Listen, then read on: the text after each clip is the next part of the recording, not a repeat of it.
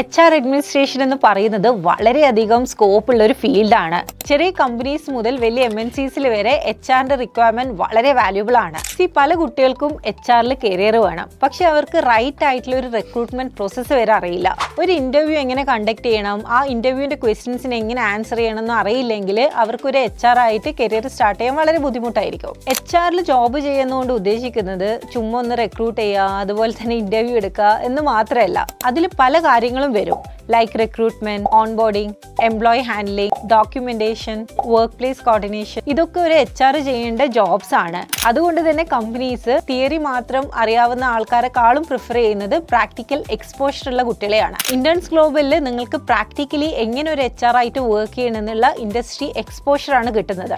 Industry mentor guidance, internship opportunity, experience certificate, UK certification, career support ഒക്കെ നിങ്ങൾക്ക് ലഭിക്കും. HR ഫീൽഡിൽ കരിയർ ബിൽഡ് ചെയ്യാൻ താല്പര്യം you can contact the below number. Signing off, Suhail Hashim. Thank you.